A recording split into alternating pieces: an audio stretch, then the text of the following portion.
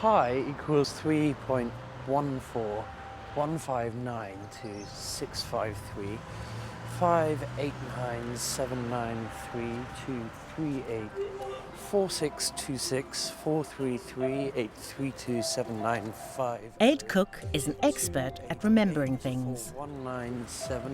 197169399. I've come to a very kind of memo-centric view of the mind, where I basically feel, and I think I have very good reasons for feeling, that memory underlies most of what we are and do. 58. In this programme, Ed reveals some of the secrets that can help you and your students develop a better memory. At Bishop David Brown School in Woking, Ed's work with the staff and students has produced some amazing results. Last year, for example, Ed did some work with our English department, and our English Lit results, which is where all the work was based, actually improved by 27% over the 1 year, which is, I think, absolutely incredible. Today, Ed returns to the school to see the English department in action. Girls, 3. B. B, as in a bumblebee. Ed has also accepted a challenge from the science department.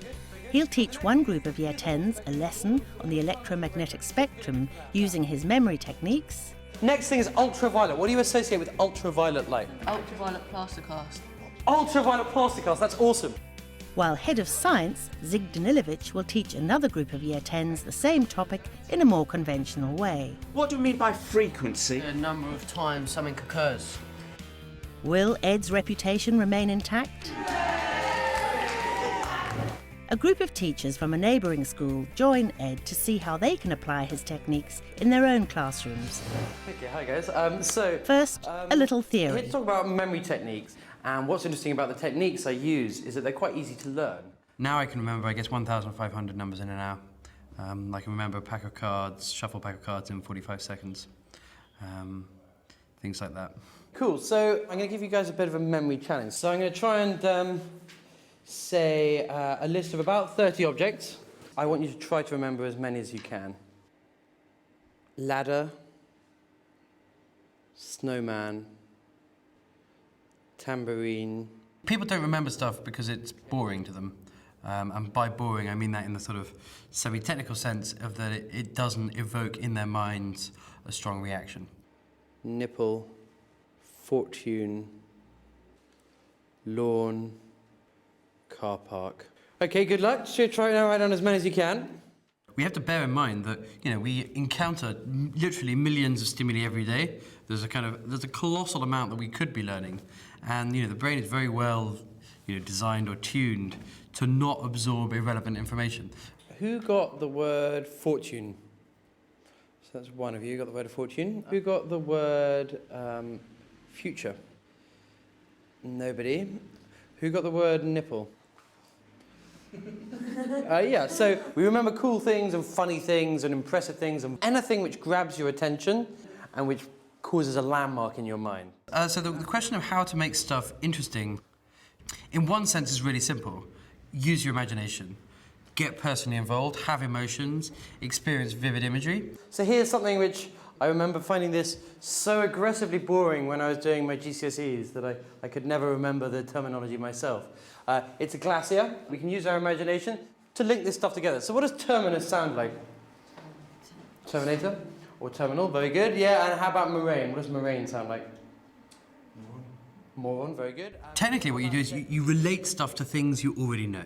Second thing is like imagining it in rich scenarios. So if we can imagine a moron, your favourite moron can be standing on top of the rocks, and then outwash plane, you thought of car wash, so imagine there's a big car wash going on. What's cool about this type of technique is that kids obviously have fabulous imaginations, they can produce these images in no time at all, and it happens very, very fast.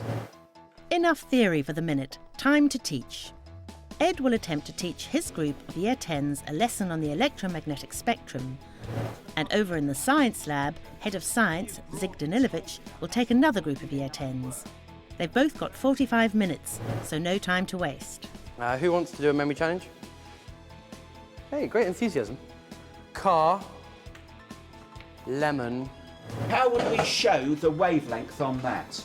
Where would we start and where would we end? A quick test. Who remembered the word slope? Put your hands up. So that's 4 of you. Who remember the word nipple?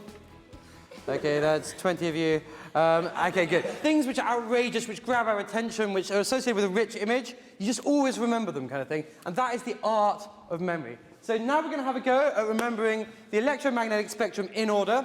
The way we're going to do it is we're going to take gamma ray to begin with, and we're going to think, what does gamma remind us of? What? Yeah. Gammon. We're going with gammon. So gammon's like a pig. So gammon is going to be our pig, and our pig's going to go on an adventure. Why would a pig have to have an X-ray, guys? He broke his leg. Why did he break his leg? Make it funny.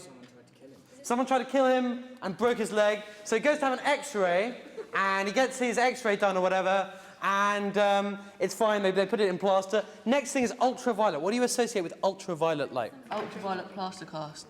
Ultraviolet plaster cast. That's awesome. Okay, goes to an X-ray, and they put an ultraviolet plaster cast on. And the next thing is the visible. Stories are extremely compelling ways of learning lists for the simple reason that a story, once it has been understood, has a kind of global, narrative, as you say. So then infrared happens. Which means that the gaps in that story reveal themselves. And Laser Quest has... Oh, right, yeah, and it's very unfortunate, because he's just gone to Laser Quest. He's super visible, and all the people with the infrared sight just blast his leg off or whatever. What a story gives is a global structure over a collection of items, which means that each one calls on the next. It's very simple, really. And after that, they cook him in a microwave, and it's announced on the radio, and there's a street party. There's loads of information about the electromagnetic spectrum, and, if you sit on a book, it can be quite depressing. What I've done is I've put it into a natty little mind map. First thing to know about it is up here that it goes at the speed of light. Can anyone name the guy there? Usain Bolt. Well done. The brain's very bad at attaching information to things which aren't already well familiarised within the mind. So in electronics, there are two kinds of wave. You've got the analog one, and you see up there that picture of a girl sitting on a log. That's my second child, Anna, sitting on a log. So it's Anna log. You pretend that process, which you can imagine, fit information to it, and that extra imagery, that imagery which has no meaning, which seems ridiculous, which seems like kind of baby talk from an educational perspective, actually acts as an indispensable scaffolding for the other extra information. If you imagine, analog is when it's like a smooth curve. So to remember that, what you want to do is imagine her, like, sitting on the log and the log rolling smoothly down a hill or whatever. Try and put this into practice. Try and use your imagination when you're learning stuff. It is, I think, pretty helpful, and I think it makes stuff a lot more fun. Okay, so guys, I'm going to have a go at remembering this number. 798498692. Numbers are an example of something which is very difficult to learn because they're boring, because they're undifferentiated, because they don't have an obvious standout personality, they're just a code. 23096. Yeah. In order to learn numbers, therefore, you have to add detail, you have to elaborate, you have to make things richer and more vivid. What does 6 rhyme with? Twix. Yeah, let's have a Twix for 6. What does 5 rhyme with? Hive. Let's have a beehive for 5. And then you have this vocabulary of images which allow you to remember numbers as easily as you remember scenes in films. The first number was? 7. Very good. And then we had? 9. Very good. And then we had? 8. And then we had? 4. And then there was a? 5. With a? 1. And then there was a? 6. It wasn't a fat lady, it was a Twix. You draw it what you think is a normal wave. Isn't it something like this? It's like a weekend to do this if you fancy becoming a demon number memorizer, which I do recommend. I think if you use these strategies alongside techniques which will enable students to understand the material, I think they're really going to be onto a real winner. Before the students are tested on the electromagnetic spectrum, Zig and Ed join English teacher Chris Edwards in his Year 11 revision session. Chris is using mnemonics and story association memory techniques to help pupils find quotes quickly in their exam text and inspector calls. Now, if I asked you to find me a quote from the books in front of you about Sheila growing up in the play, how quickly could you do it? Have a go now.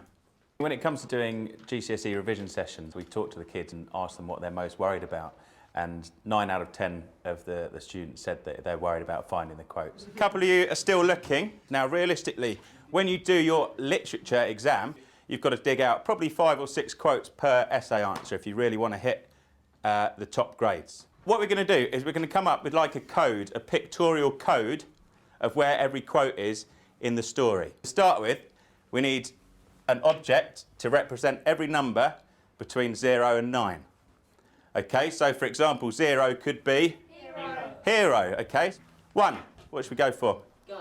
Gun. OK. I think of the creation of memorable images as a very collective activity. And so it's very easy to work in this kind of image formation into lessons because people can collectively decide upon the best mnemonic and develop quite elaborate narratives. Girls at the back. Arthur Berlinger was being self-centred, so we came up with that Arthur Berling had a gun and shot the Hulk because he didn't want to share his chocolates, so he's being selfish. OK, next character we're going to do is Gerald. Right, what teacher in the school do you know is very wealthy, Mr. A. likes to talk about it? Mr. Matharu.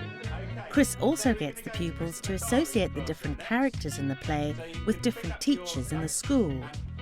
They then move to that teacher's classroom to develop their stories. For each character, we choose a teacher who is most like that character. Quite nicely there, posing in front of his expensive car. The student can cast their mind back to when they're in that classroom so that they'll know where to find their quotes. 3 was B, and then 8 was... 8 was gay. 6 was bricks, man. B was 2 bricks. You got 2 bricks. Yeah, 2 bricks. I think within the skills-based curriculum, you've got to strike that fine balance between making sure that, particularly as students enter GCSEs, that they've got all the requisite skills to be successful, but also the knowledge base of how to actually add the information to those skills so that they can be successful in their GCSEs. We've come to the room of the very, very lovely Mrs. Parker, but she was very happy to play the role of Mrs. Burling. She's very regal and in command. I think that's wicked. I think that's really cool. I mean, I like the fact that there's so many dimensions going on.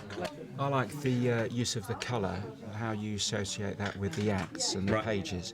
And we might be able to use that in science. Okay. The English literature results were 70% A-star to C. We have lots of students learning English as a second language. So to get a result like that is phenomenal, really. And I'm not saying it's all down to these sort of techniques, but they've certainly helped. Have a good answer, you guys. Got 15 minutes by that clock. It's test time. Our 2 groups of students will be tested on their knowledge of the electromagnetic spectrum with a selection of past GCSE exam questions. Ed's class on the left and Zig's on the right. And that's the end of the test. Number 1, the answer is D. Please put your hands up. If we add them all up together, Mr. D's team, 142. Ed's team, 153. Well, I mean, I'm relieved, and I'm pleased to see that they seem to the factual elements we've covered. They seem to have nailed down. I'm not surprised that a different approach or an additional approach to the bookwork gives better results. Excellent. I think at the end of the day, we are great believers in this school that if we can find something that adds value in the classroom, that engages the students more, that allows them to learn more, which invariably means they will do better, we're going to do it.